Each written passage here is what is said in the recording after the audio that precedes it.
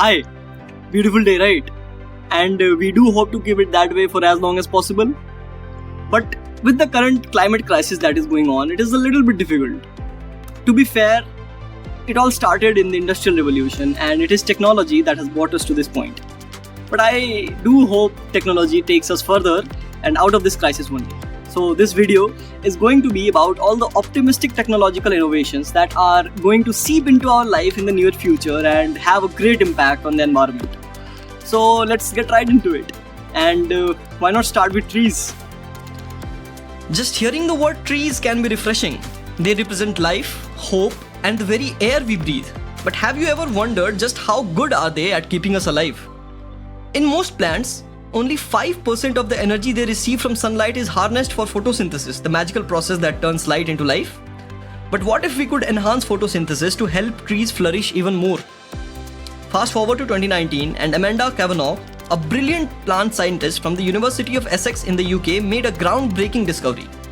She introduced some new genes into tobacco plants, and the results were nothing short of remarkable. These genetically edited tobacco plants were over 40% more productive than their non-edited counterparts when it came to carbon processing. And that's a game changer in our battle against global warming. A dynamic startup known as Living Carbon has now entered the market. They have taken this idea to a whole new level by creating poplar trees genetically engineered to grow larger and absorb more carbon dioxide from the atmosphere than standard trees. The results are astonishing. A study conducted on these modified poplar trees revealed that they grew as much as 53% larger in just 5 months compared to their unmodified counterparts. But that's not all. These supercharged trees also captured 27% more carbon dioxide from the air. As we delve deeper into the potential of enhancing nature's wonders, it's inspiring to witness how science and innovation can amplify the impact of trees, our silent saviors in the fight against climate change. So let us talk about a few more technologies like this. Did you know that if cows were their own country, they would be ranked 6th in the world for the amount of methane they produce? It's a startling fact that brings to light the impact of livestock on our environment. Right now, some companies are taking action to tackle this burping issue. One such pioneer is Mutrol, a company that's making impressive strides. They are addressing the problem by mixing compounds from garlic, citrus, and other additives into pellets that become part of a cow's regular diet. And the results have left the scientists amazed. Mutrol's innovative solution has consistently and significantly reduced the toxic methane emissions from these cows. It's not just a small-scale experiment. There are approximately 1.4 billion cattle globally, each emitting as much as 1.5 to 2.5 metric tons of carbon dioxide every year. That's roughly half the emissions of an average American car. The plant-based supplement created by Mutrol can reduce a cow's methane emissions by up to 38%. With an average reduction of around 30%, the potential is enormous. If every single one of the world's 1.4 billion cows were fed this garlic-based supplement, it could be equivalent to taking 330 million European cars off the road. So let's just hope to make the environment much better just by working on the burps. Nuclear energy is undoubtedly one of the cleanest sources of power, but it's not without its challenges, and the biggest one is nuclear waste.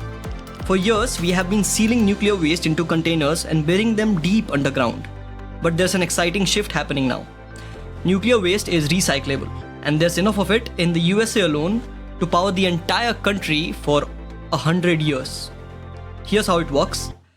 So, nuclear energy is generated through the fission of uranium-235 atoms. Once the fuel is spent, we are left with a mixture of uranium-238, uranium-235, and some unstable atoms emitting dangerous ionizing radiation.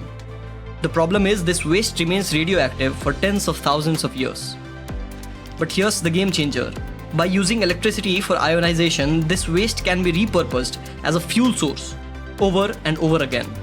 This remarkable process can significantly reduce the radioactive time to just a few hundred years. What's even more exciting is that places like the Argonne National Laboratory are exploring 3D printing contactors to make this concept a reality. While we are yet to see a widespread commercial implementation, the future of nuclear energy is in the green. Imagine a game-changing innovation in renewable energy, the sand battery. Developed by the Finnish company Polar Night Energy, this ingenious technology is designed to store heat from renewable sources for extended periods. Inside a robust steel silo filled with sand, an electric air heater raises the sand's temperature to 600 degrees Celsius. When needed, this superheated sand can release its stored heat to water, providing a dependable and versatile source of warmth. What sets this technology apart is its remarkable capacity.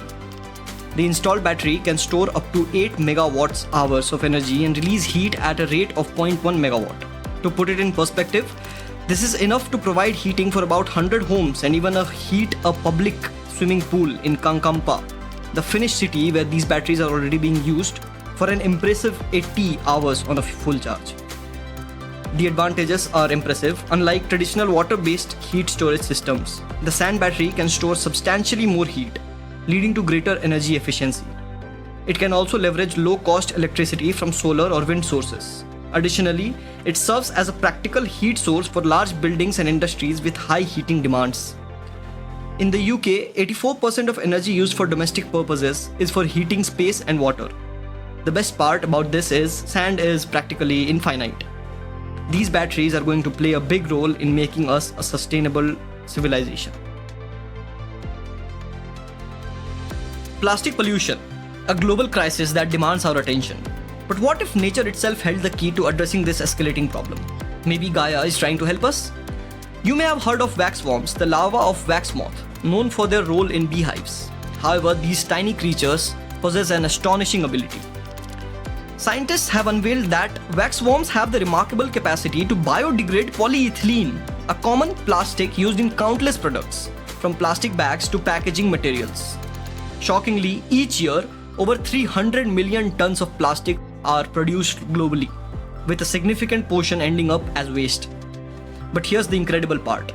Wax worms manage this feat through their unique digestive system. Current research is delving into the mysteries of these systems, revealing that enzymes and bacteria play a pivotal role in breaking down plastic. These minuscule heroes might offer a sustainable solution to the mounting plastic pollution crisis. The enzyme in their gut seem to act like molecular scissors, cutting plastic into smaller, more manageable pieces, and the bacteria seem to play a role in breaking down the plastic further. Yet, while this discovery is incredibly promising, utilizing plastic-eating worms on a large scale is still in the early stages with challenges to overcome. Plastic pollution is a worldwide challenge with over 8 million tons of plastic ending up in the oceans annually, harming marine life. Whether through innovative nature-inspired solutions or responsible consumption, we all play a role in addressing this crisis. Okay, so now we know about these technologies. But it is also important for us to know how close by are these technologies and what environmental effect are they having right now. You must all have heard about the oxidation pond. Ever wondered what happens over there, what goes on, how it works? So I just went to find out, and I had a conversation with one of the pump operators over there, and this is what he had to say. वो पानी हॉस्पिटलों का आता है latrine bathroom का, वहाँ एक tank बना हुआ है, उसमें हम लोग इकट्ठा करते हैं। जब वो भर जाता है तो फिर हम इन मशीनों में डालते हैं, जो फिल्टर प्लांट लगे हुए हैं इसमें डालते हैं। इसमें से फिर वो टैंक बने हुए हैं, इन टैंकों में आता है, वो मशीनें साफ कर टैंक में डालती है ड्रम। हाँ ड्रम, और फिर वो टैंक वाला पानी फिर उधर मोटर लगी, वो मोटर चलाते हैं तो वो पानी इधर ही तालाब में गिरता है।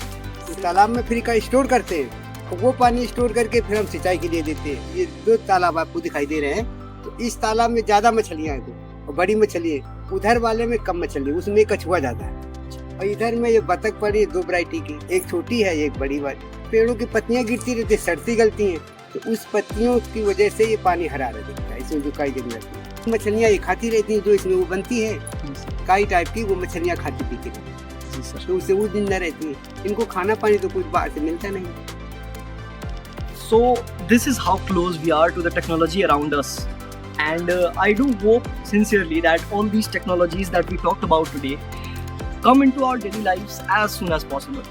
Up until then, it is our responsibility to take care of the environment, of the climate, and somehow make it a better place to live. So that is all from my side. Thank you so much.